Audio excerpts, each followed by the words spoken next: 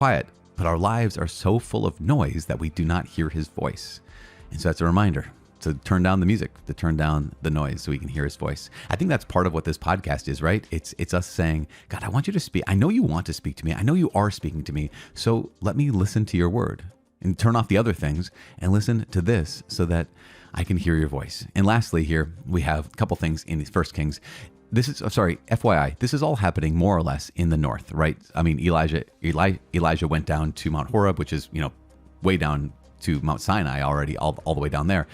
But all this other stuff is happening in the north. So Elijah comes back up to, he's in Damascus, and he anoints Hazael, the king of Syria. He anoints Jehu, king of Israel. Then he anoints Elisha, son of Japhat, as the prophet in his place. And that's going to happen very soon. But Elisha has this call from Elijah, right? And the call is just this weird, where Elijah throws his cloak over him and then walks away. And he says, what have I done to you? But Elisha runs after him and says, let me kiss my father and mother goodbye. And he says, what are you talking about? Go back. What have I done to you? Like, I don't know. You threw your cloak over me. Does that mean something? And what Elisha does, right, is he kills the yoke of oxen, boils their flesh, and gives it to the people, and they ate. And basically, he's burning his bridges, right? He is saying, I can't go back to becoming a farmer who's plowing. I am now a disciple of Elijah. And there's something so just hardcore and intense about this. We're going to find out more about Elisha in the days to come.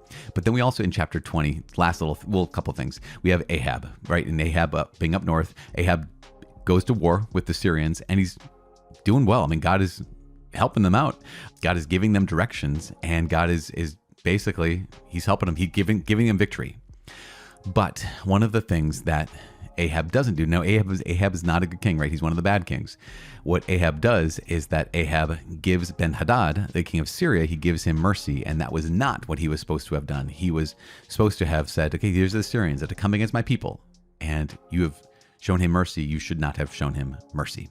And that prophet goes to King Ahab and tells him this, and then Ahab returns to his house resentful and sullen and comes to Samaria. And we're going to hear what happens with the rest of his story tomorrow. Last little note in 2 Chronicles, though. We have to talk about it. We're reading a couple different books, 1 Kings and 2 Chronicles.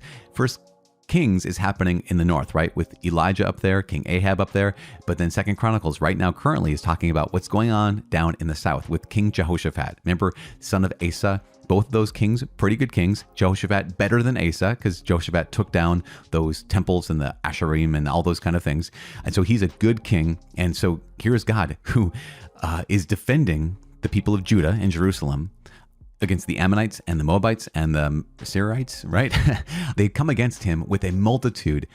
And God says, no, just go out there praising, and you'll see that I'm going to fight for you. And that's what happens. They don't even have to fight, because the Moabites and the Ammonites turn on the people from Mount Seir, and then they turn on each other. And all that the people of Judah and Jerusalem have to do is just pick up the spoils. And that's something so powerful for us as well, to kind of have that idea, that clear sense of, just like back in the book of Exodus, where God says, the Lord fights for you. All you have to do is keep still. Just stay here and I'll fight for you. Anyways, here we are, you guys. A lot of time today in our readings, but worth it. So much stuff to get through today. And so you're sticking with it. It's day 167. You're praying. I'm praying. Please pray for me. I'm praying for you. My name is Father Mike. I cannot wait to see you tomorrow. God bless.